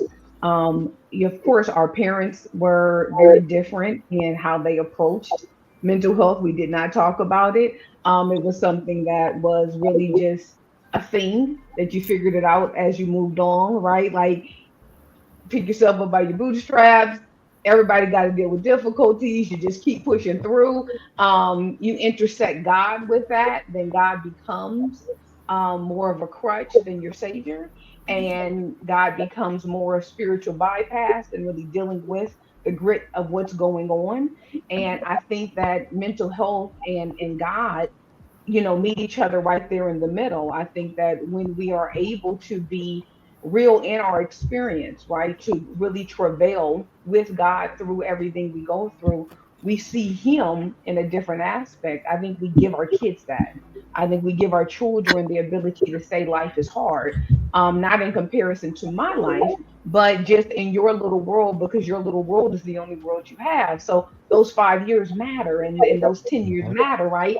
And at 15, that's all the life you have. It does not need to be compared to my adult life and what I've been through. But right now, I can validate where you are. I can guide you through it. I can give you the Mhm. tools, right, in order to move and pivot and learn those different things. I think, probably most of us weren't given that as children. But now that we're here and we see it from a different perspective, we can hand them something we never had. We talk sometimes about the generational aspect of trauma, and in some church worlds they call them generational curses. But the truth of it is that it's just choices. It is us choosing different roads, is us choosing different ways to learn how to deal with anxiety, to honor the fact that we do get anxious as people when we don't know, when we feel unsafe, when we're scared, when we're facing something. Anxiety in and of itself is not the problem. It is how do I manage it? Because anxiety is a real emotion that we can honor and validate and move with and learn from, right? So as we figure out how do we experience the gamut of being human, and we humanize it and we say being human is actually normal, and everything does not have to be a pathology, everything is not necessarily an illness, but it's a Mhm. human experience too. That I think we can kind of move, in a space where being human is not always a diagnosis, it's not always a problem, but it is just reality that we have to pivot through because we've all been here, right? And that's Mhm. not putting down where there are real diagnoses and there are real illnesses that come, but I think we have kind of stepped into the realm where everything becomes a pathology, and we have to be mindful that we are still humans in this experience, and we are learning and pivoting as we go. um, Intersect the God thing, right? And how do we do this? I think one thing I've taught this class many times is the art of lamenting. And I think that part has not been loud in churches, but that secret language of lamenting that we see throughout scripture, of how they connected to God in their adversity, how they connected to God when they were lost, when they had lost, right? When they were scared and confused, they came to God with such honesty, with such Mhm. realness. It was not this, Mhm. oh, I have faith, so I don't have to tell you. I'm asking you how long and when will you and how long will it take and how could you? Like those were the words of those men and women of scripture that we lost, that we Mhm. came into it and took away the humanity of being with God, as if we're supposed to be gods. No, I am always just human. I'm always in need of a savior. I'm always in this place of God, help me. God, I'm trying to understand you. God, give me Mhm. direction.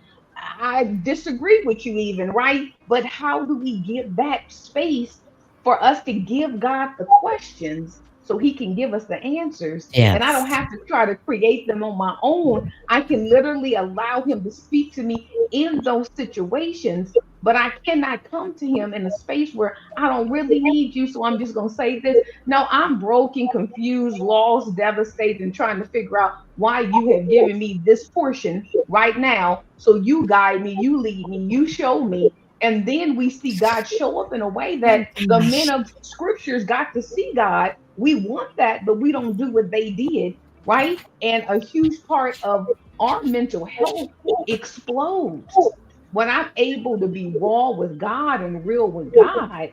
Then I'm seeing him in a way that I get to see myself through his eyes.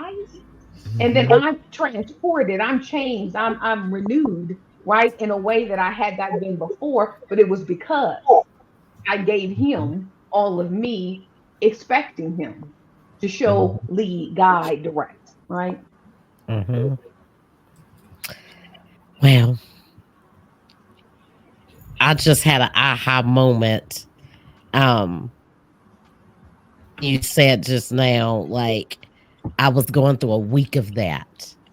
Of I need to be angry, I need to be frustrated, I need to understand why I'm going through this. And it's so funny Mhm. that you said it. And I was just sitting here thinking before I got the last comment. God, you are so amazing at how you go about answering my questions for one. Um, and you just summed it up perfectly for me personally, and I'll get into that with you later. Jamie, how about you? Guys, we lost Hanan and we lost Shawnti. Shawnti said she was about to pass out. She's on tour, on book tour. So I totally understand it. And this has gone a little bit longer than I anticipated. So we'll give it over to you, Jamie, because I know that you had to go as well. How do you feel about it? Or did you About the, already answer the yeah, I mental? already answered You the already mental answered health it. Okay. question. Yeah. So now we're with Kimberly. Kimberly, the mental health guru. Well, that's a big title, but oh my gosh, you're right in the sense that I could talk about that for hours, and you know that, and I do. Mhm, mhm, Mental health and Jesus, my two favorite things in the entire mhm, world, and always will be. So I have a lot to say about it, but I will just try to hit some of the really important nuggets. Mental health is health. I very, very much believe that. I want that to be a message that I share with people often. I as I dove into the beautiful, beautiful scriptures that God has left for us in creating the Christian method, it just was so abundantly clear to me that mental health is at his heart. And the reason why I say that, it's not that there's all these diagnoses mentioned in scripture or anything like that. A little bit of what Natalie was talking about, just the lamenting and all of those common symptoms are definitely mentioned. But what I'm talking about is his heart for our thoughts was so obvious to me that not only is he saying, love the Lord with all your heart, soul, mind, and strength as number one, and number two, love your neighbor as yourself. But the verse in Romans 12:2, became the hallmark verse of my entire program. It is, do not conform to the patterns of this world, but be transformed by the renewing of your mind so that you can test and approve God's perfect and pleasing will. And I think when I reread that in preparing for this program, it was like, Victoria, like you said, like an aha moment, like, oh my mhm, gosh, transforming your mind, like that's what I do. It mhm, just felt like such a huge God wink of him saying, yes, you're on the right path. And people need to know this. They need to know that what I want for them and how they're going to have more of a biblical worldview is that they align their thinking, they leave their thinking and their beliefs at the altar, and they pick up mine. How do I want you to see? How do I want you to feel? How do I want you to behave? How do I want you to see yourself? mhm, And not many people, just like I said, in my last answer, not many people are willing to do that. mhm, They're not willing to do a lot of the things that each of us ladies apparently is willing to do. mhm, That's the answer. Like, having a biblical worldview means that your preferences do not matter, that you're willing to say, I might be totally wrong. I may have, like Natalie said earlier, I may have totally missed the mark on this, but that's mhm, okay. This life is not about me. It's really about adopting God's view of everything that he mhm, created. And that includes us, and it includes our neighbors and our loved ones and all of that. And so the two things that I'm most after in what I'm doing right now is saving lives and saving souls. mhm, Those two things go together. And the way that I get to a person's, symptomology of mental health and suicidality is really helping them to see that their thoughts are always the problem. That's where all of our battles start, is in our mind. mhm, And so you can tell, like, all of you ladies are shaking your head, and you realize, like, that's why this is such a passionate platform for me, and maybe even for you guys. I missed some of your introductions. But I want to not just encourage people in realizing that it's important. I want to teach them how there's a big missing piece in the church, which is you might realize that your thinking isn't right, but how many people are spending time telling you how to change that thinking rather than just reading 66 there's an actual strategy, right? And Yeah. I'm very passionate about teaching people how to do that because I know how it's changed my life. And this is why I wanted to do this in 2 segments. I know it was going to be a long conversation. We only tapped into 3 of the questions that I had out of 5. But this is why, because I knew that the group of ladies that I brought together, you guys would have some answers that'll help me. And if I'm asking these questions, somebody else is out there asking some of these questions. They have the same thoughts swirling around in their mind.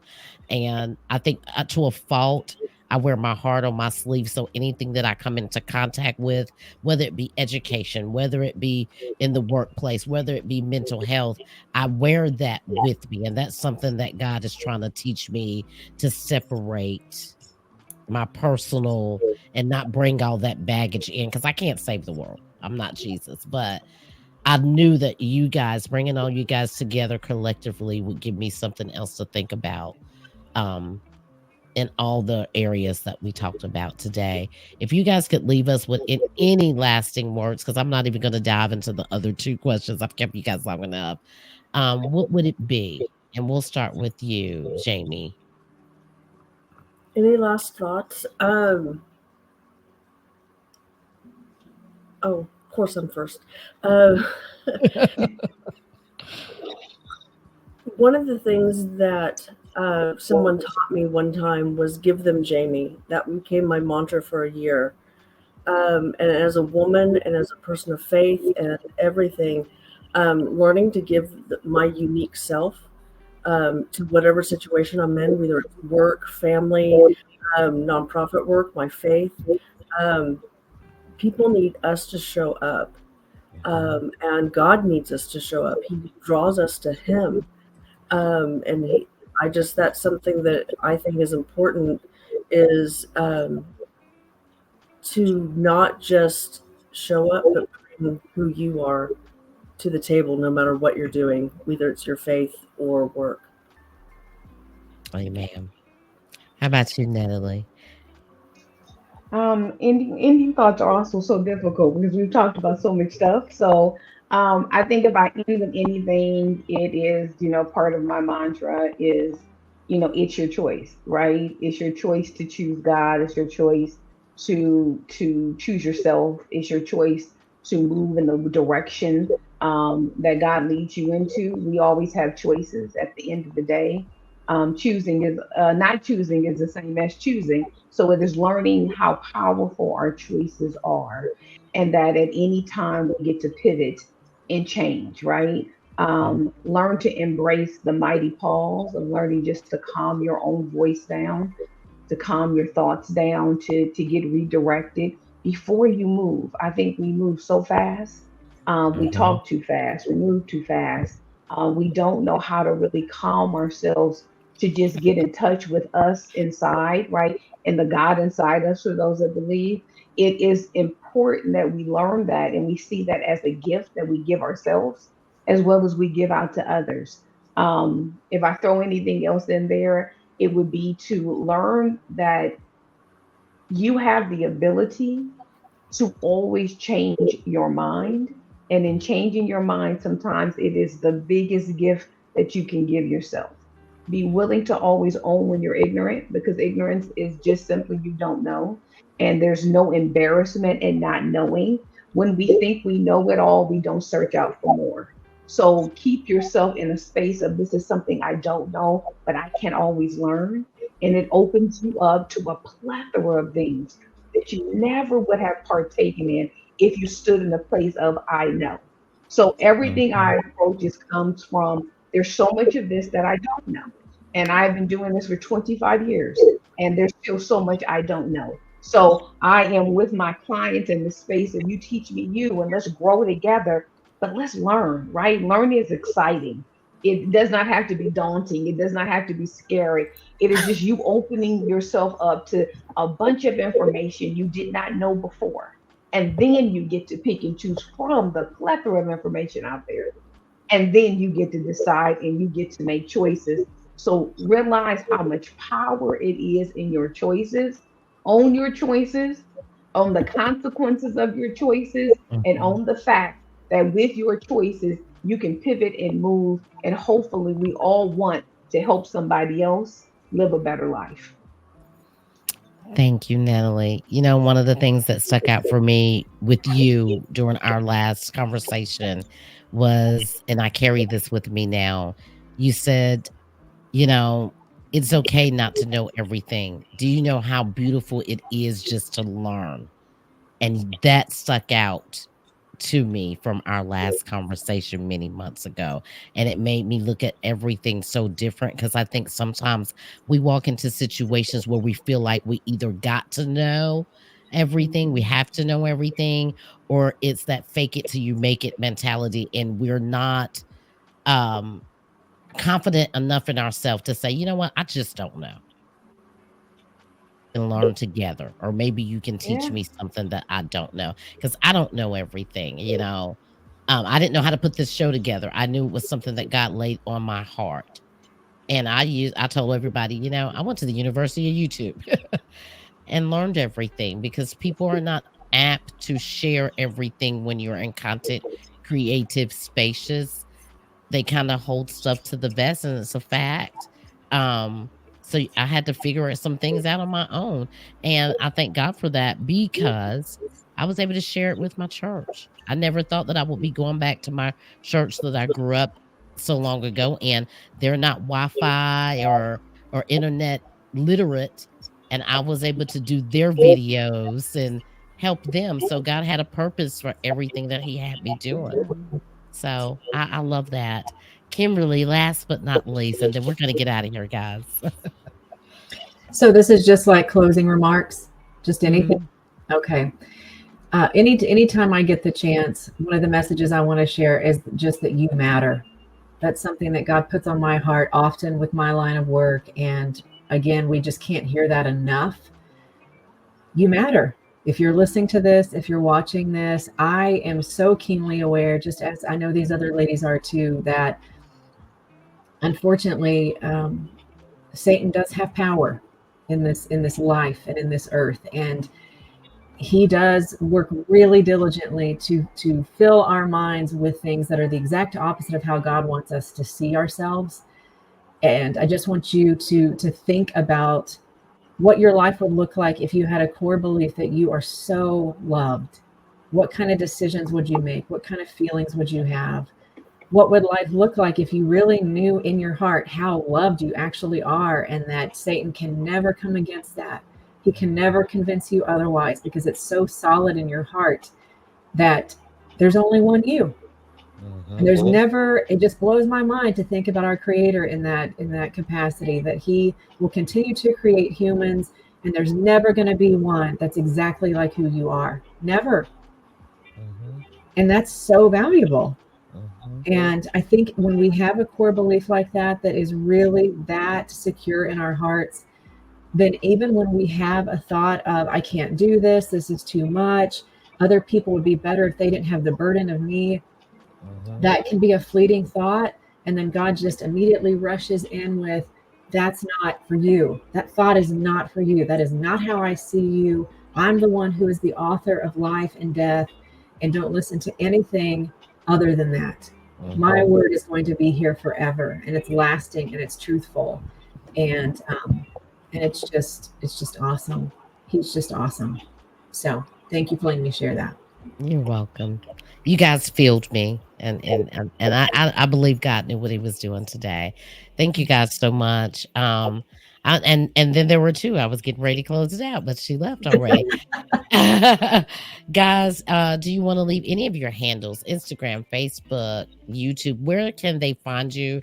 Anything that you are doing right now, currently, that you want the audience? Yeah, so my website is www.natalielamb.me. Simple. Facebook is It's Your Choice, and Instagram is It's Your Choice '06.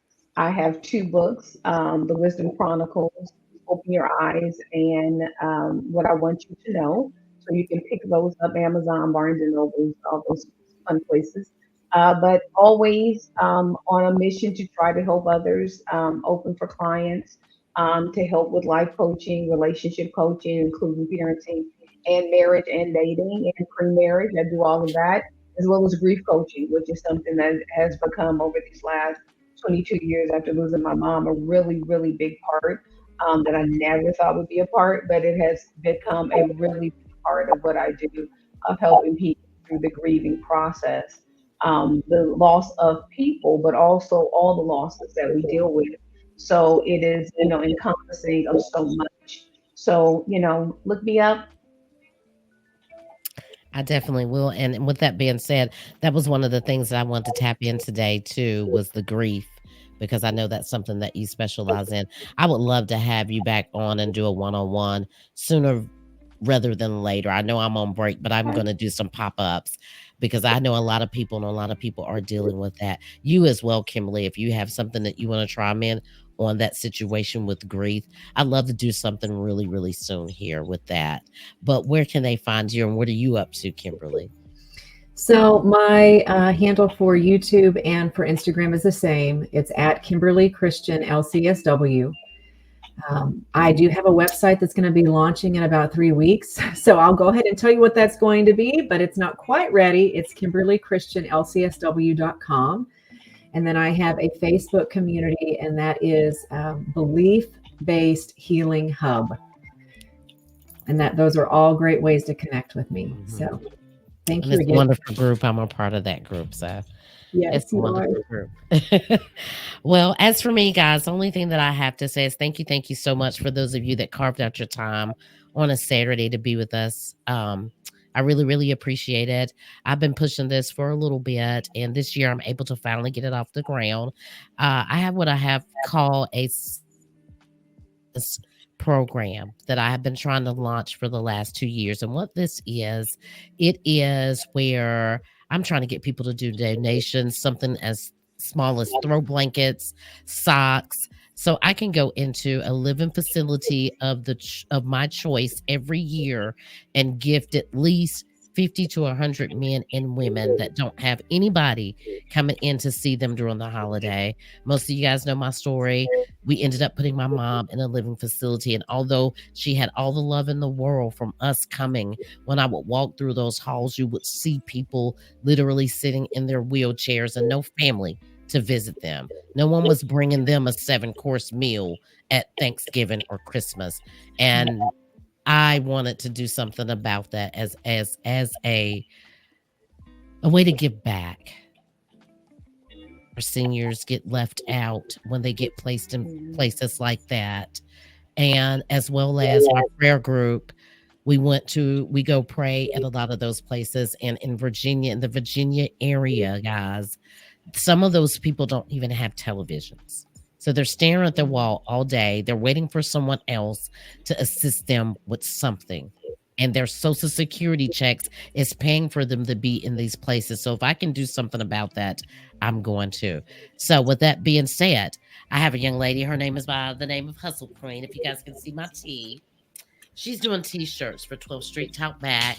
They're going to be $36. Only $6 of the proceeds is going to go to me because she's a small business. We want to put something in her pocket, as well as we want to help her with the shipping. But that's going to go towards my senior Christmas program. That is one of the ways that you can donate to this program that's kicking off September the 1st, which is tomorrow. And I'm going to try to gather all of that. Another way is sign up and join the show by Spotify. If you follow the show on Spotify, they have an option for you to subscribe to the show as little as 99 cents a month. If you subscribe to the show and follow, that money goes into an account and they'll pay me out monthly. And that is what I'm going to do with that money. None of those proceeds are going in my pocket. I want to be able to give back to the community. And with platforms like this, we had 7 beautiful ladies here today, all unique, all distinct, all prayer warriors. God told me a long time ago that this platform was going to become a way to bring people together for healing and hope. And I've met some beautiful people. And this is just the beginning of the group of ladies that you have seen here today. So I thank you guys for joining me. Thank you, Natalie. Thank you, Kimberly, Thank for you. staying to the end. And if nothing else, guys, enjoy your holiday weekend. I'm going to get out of here and let you guys go. Guys, remember, follow all these ladies on their platforms. I will pin all their information to the end of this show. This segment will be out on Tuesday, September the 3rd or 4th, but you can always come back and watch it from the beginning on our YouTube channel, and that is at 12th Street Talk Back. Thank you so much, ladies, for joining the show. If you guys can't do anything else this weekend, get yourself into a Bible-based church under the covering of a great leader. Give someone a kind word, and a hot meal goes a long, long way. Thank you guys again for joining.